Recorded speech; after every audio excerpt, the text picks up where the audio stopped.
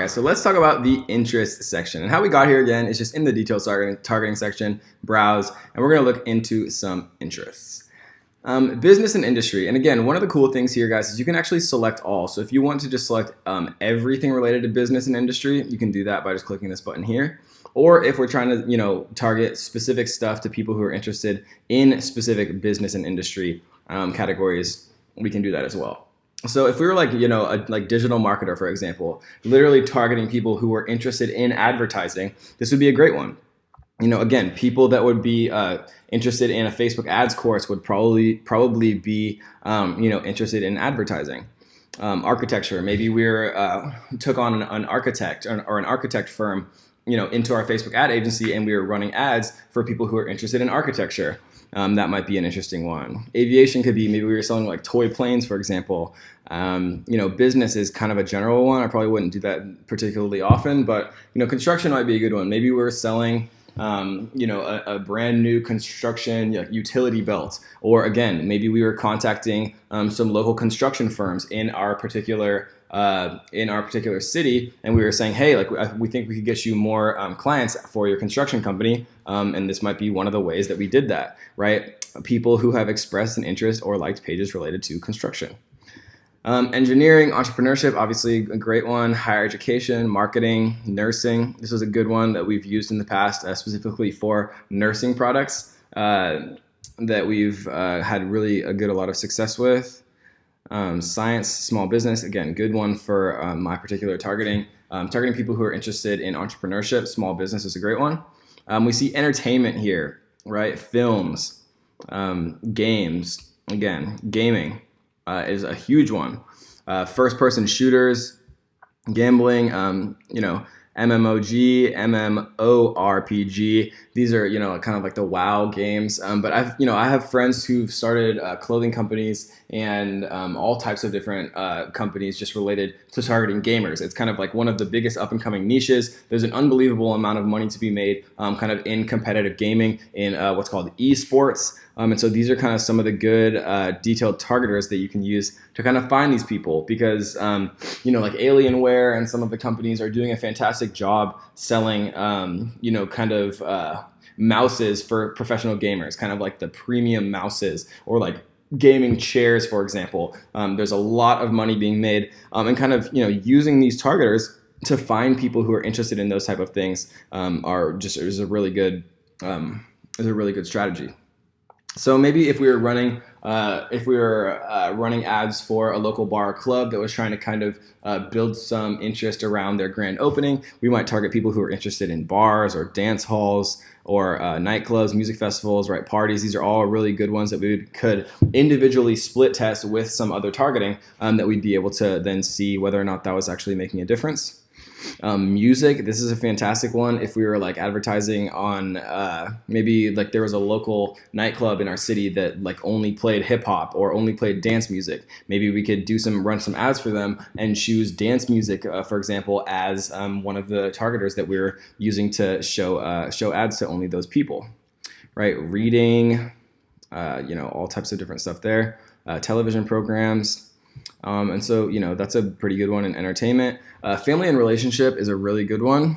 If we were targeting, dads, there's an unbelievable amount of money to be made targeting dads, people who are, people who have expressed an interest in or like pages related to fatherhood, targeting people like a Papa Bear t-shirt, for example, or, targeting things that only dads would like or dads would be more likely to like.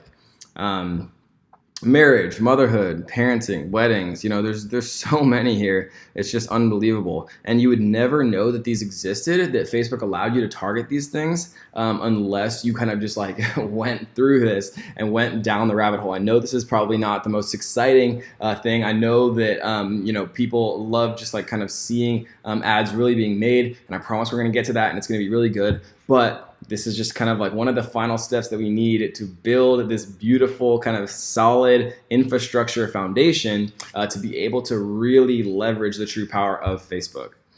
Meditation is a good one. Bodybuilding, right? I have friends who've started, fitness companies and who've kind of used me to help consult how to set up some of their advertising campaigns and targeting people who are interested in bodybuilding, physical exercise, physical fitness, right? We would split test this as a single interest. We'd use their lookalike audience. We'd duplicate it. We'd target people who are interested in physical exercise. We'd duplicate it. We'd target people who are interested in bodybuilding. And then like we'd see, bodybuilding was giving us like $1 per click.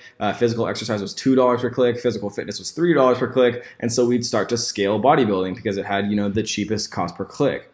Weight training is another good one. Yoga, there's a ton of money to be made. People who really kind of came out at the initial onset of the popularity of yoga online, and were selling yoga mats and these things that were incredibly cheap to produce. But you could sell kind of for a premium because people who were interested in yoga felt comfortable spending a little bit extra money on it because it really made them happy and feel relaxed, and help deal with some of the things that they used yoga for. So that was fitness and wellness. Food and drink, right? We can target people who like beer. People who like beer are also kind of likely to like other things, like country music. People who like beer generally like sporting events, right? And so you'll kind of start to, as you become, more and more well-versed with Facebook advertising, you'll start to find out that there's indirect correlations, right? People who like certain things are also likely to like certain things. And, we don't need to do that guessing because we can actually go on Audience Insights and we could type in beer as an interest and we can see what other pages that people are actually liking or much more likely to like if they also like beer, right? So instead of, creating those avatars and trying to make all of these assumptions, we're just looking at the data because we're smart enough to know that data exists and how to find it and how to interpret it. There's a ton of money to be made in cooking. People love cooking. It's a passion. It's a hobby. When people are passionate about things, they're willing to spend money on it. So, kitchen-related products, cookbooks, even like cooking courses and things like that. I've seen people do, huge numbers there. You can target people who like specific cuisine. Specific food and drinks. Veganism, right, is a huge one. Vegetarianism. People who are vegans and who are vegetarian usually feel very passionate about that. And when people feel passionate, again, there's money to be made. And so, I love people who are vegans. I love people who are not vegans. It doesn't make a single difference to me. What does make a difference to me is, creating profitable businesses. So restaurants, you can target people who like fast casual restaurants, fast food restaurants. If people like McDonald's, I'd probably target people who like McDonald's if I had like a novelty shirt that had like some, play on the McDonald's Golden Arches or something like that.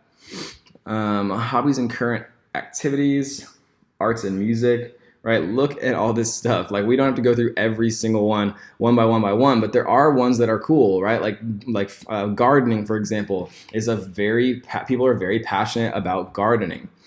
Pets is one that is absolutely flabbergasting how much money there is to be made in pets. The people who kind of came out on the onset of monetizing cats and dogs through jewelry, through merchandise, t-shirts, through dog collars, all different types of things, just made an absolute fortune. And now that there's such a ridiculous amount of people on the internet using the internet, we can actually look at other types of pets, right? Birds, fish, horses, and there's all types of different related products or services that you could actually market to people. And you can, team these things with being local. Like maybe you have a horse stable and the business that you run is, taking care of people's horses when they go on vacation. Obviously, you'd want to target people who like horses. Or maybe you have like an aquarium business. Obviously, you'd want to be targeting people who showed an interest in fish. Right? Or maybe you had you sold lizards or reptiles or snakes or something and you had a pet store.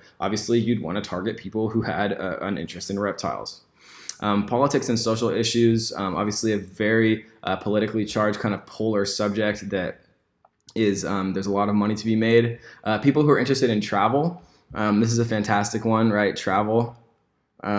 Lots of stuff here. People who are interested in beaches, probably like if you owned a travel company or maybe you had like a tourism company and you wanted to target people who were interested in, you wanted them to join your tours. Maybe you had something in like Thailand or something, for example. You could target people who are interested in beaches, who also showed an interest in cruises, who also showed an interest in holidays, right? And the more and more of these things that you're actually stacking onto each other, the more and more that you can get targeted, and you can actually find, your perfect audience who's also like maybe expressed interest in tourism, for example. And again, like I said before, some of these things are algorithmically based. Like tourism, for example, like there's no like tourism Facebook page, but using these things as kind of a basis to start, just to kind of get the wheels turning. Because again, I don't know, no expert Facebook marketer knows your perfect audience. No one does in the world. The only thing that we can do, even as complete experts who spent millions and millions of dollars on Facebook and who like live and breathe this stuff, the only thing that we can do is make much more intelligent guesses than the next person, right? But still, at the end of the day, the only thing that is going to tell us the answer to what our perfect audience is by making a ton of different, quote unquote, shots in the dark with a lot of intelligent thought up front to create those in the best possible way. But a lot of split tests, and then interpreting the data, right? Which we're going to go through so in depth because it's so important. Interpreting the data and being able to tell what's working and what's not, what to scale, what to actually hold back, using automated rules and just kind of like using logic and, our experiences. We can target people who are interested in boats, for example, scooters, people carriers. I have no idea what a people carrier is, but that sounds interesting. Beauty is a fantastic one. There's an unbelievable amount of money to be made in cosmetics. I think Kylie Jenner really showed us how much money there was to be made. There's over 628 million people interested in cosmetics. If that gives you an idea of, what kind of numbers we're talking about here. And another interesting thing, guys, is we can really see, based off of these things, how interesting or how interested, the general population is. If we're trying to decide what business to get into if we're not particularly tied to one thing or another. I generally recommend people to get into business of things that they know about and are interested and passionate in. But if you just didn't care at all, you could come in here and say, okay, beauty salons only has 350 million people interested, but cosmetics has 628, right? So if I'm going to choose between a fragrance company with 190 million people or cosmetics with, 430 million more people interested, obviously I'd probably want to do something that had, all of these interested people, because what that allows me to do is, know that my audience is big enough to be able to scale my company kind of to the moon. Spas is a good one. I just actually bought a spa, so maybe I'm interested. Maybe I'm number 287,422,041. Facebook. Tattoos is a great one, a very, very passionate fan base that you can, target maybe people who are interested in tattoos. If you're running ads for a tattoo parlor, which is a great one that I actually don't even know if I have in my 5th module, but I'll make a note actually to add that.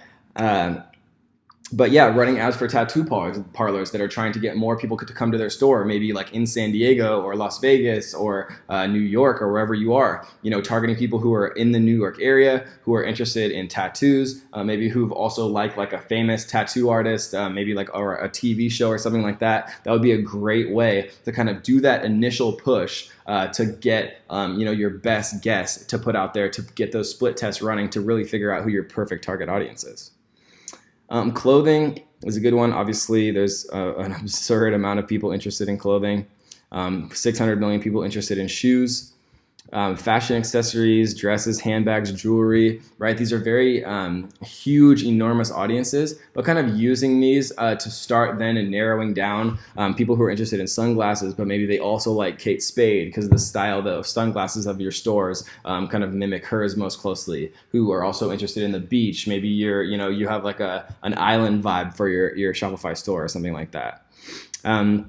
Shopping, this is a great one. People who are interested in coupons, right? Maybe you are running a discount for your Shopify store, running 50% off coupons. If you know for sure that your target audience are people who are interested in coupons, they're probably more likely to kind of be incentivized by your coupon than somebody who has not showed interest in coupons, right? Again, same with discount shops. Or if you're selling that luxury kind of premium bicycle that we talked about earlier, maybe we should have gone back and tried luxury goods as one of the targeters that we were actually using to split test on, which I'm sure I would have found eventually if I was running this. But luxury goods seems like one that would be perfect for selling, like an $8,000 or $10,000 kind of premium top of the line type of exercise bike.